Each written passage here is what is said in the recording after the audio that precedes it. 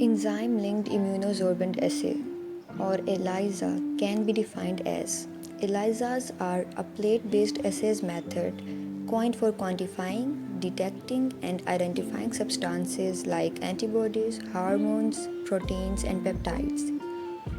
Further names like enzyme immunoassay (EIA) are also employed to explain a similar method. Let us now move towards a brief introduction about ELISA.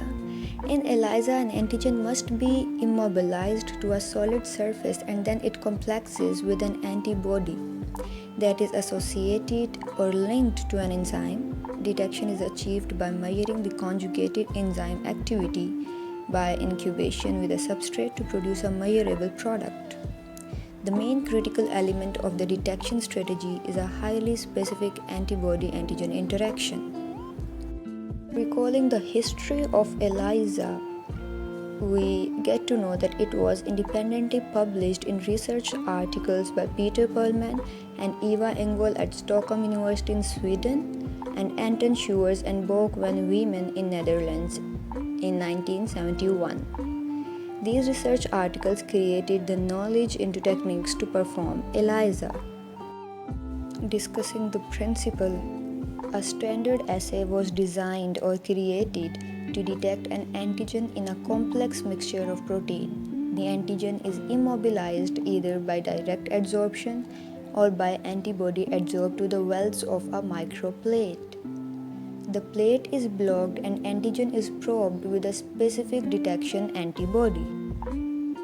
The detection antibody can be directly labeled, for example with a signal generating enzyme or fluorophore, or it can be secondarily probed with an enzyme or fluor labeled secondary antibody.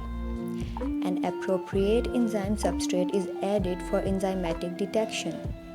Proportional to the amount of antigen in the sample, signals are observed.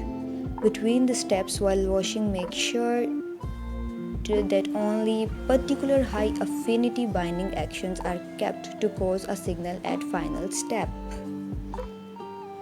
Considering the basic methodology of ELISA, we see that it begins with a coating step in which first layer either an antibody or an antigen is adsorbed to a polystyrene 96 well plate.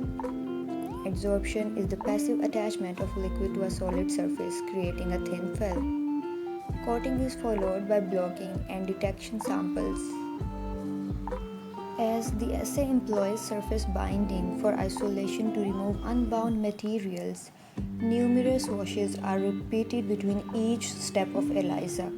It is necessary to remove the excess or extra liquid during the process in order to avoid the dilution of solutions that are added after the stages.